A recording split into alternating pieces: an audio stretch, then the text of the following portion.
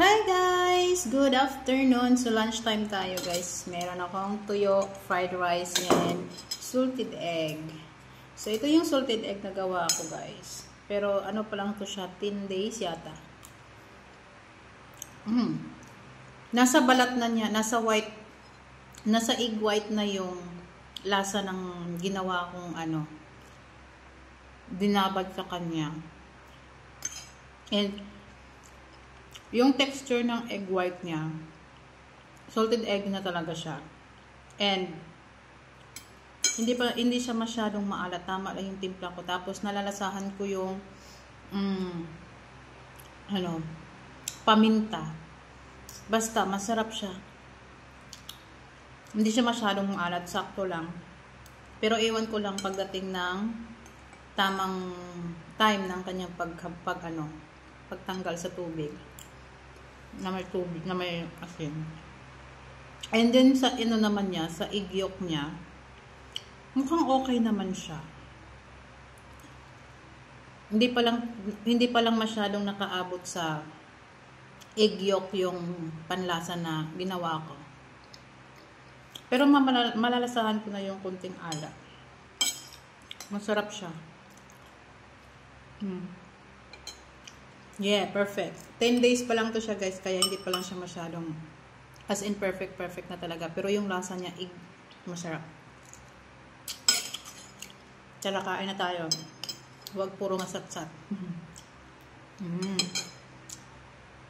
Tapos, tuyo. Harap.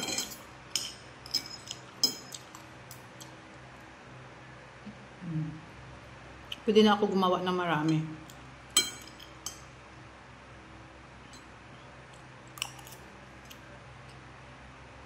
Ang ginawa ko lang dito guys is nagpakulo lang ako ng tubig. Tapos nilagyan ko siya ng paminta, asin, of course kasi ito maalat. Tapos, nilagyan ko siya ng asukal. Para akong gumagawa ng atsara. Para akong gumawa ng atsara. Pero, mas more on salt. Mabango siya. Tsaka masarap. Tingnan natin after 20 days. 20 days daw to dapat eh. Or 1 month. Ano ko pa lang kasi ito ginawa?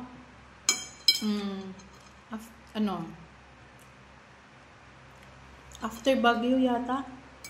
After Bagyong Uwan. Punta akong palengke. Tapos ginawa ko to. Basta mga 10 days na to. Masarap siya. Hindi siya masyadong maalat.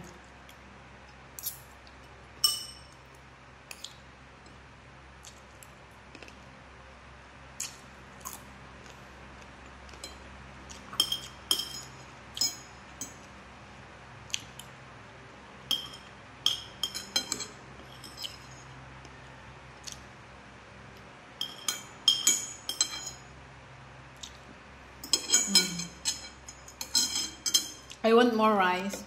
Wait a minute. I'm back. May rice na naman ako. Masarap yung egg guys, salted egg.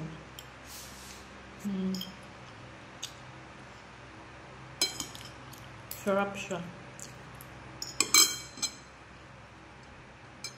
Pag fried rice tsaka tuyo talaga guys, iwan ko na lang. Mapapadami ako ng kanin.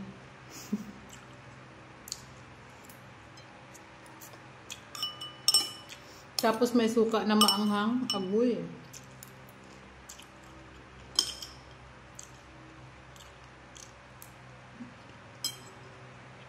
Maliliit lang yung tuyo. Kaya kayang nguyain kahit ulo.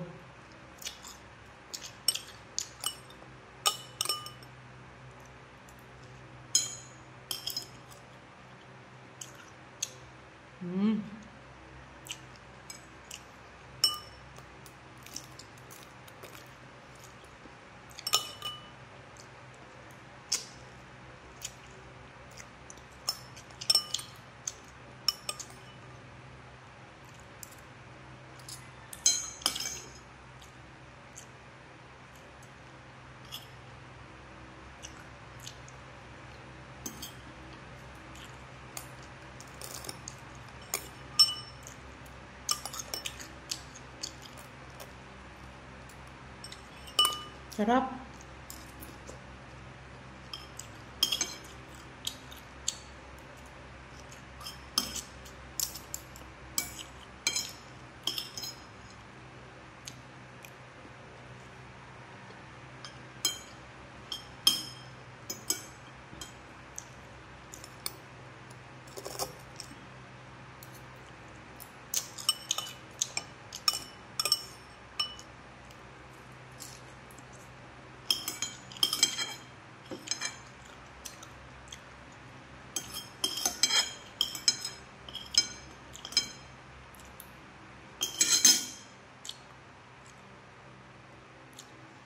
Busog na naman. Thank you, Lord.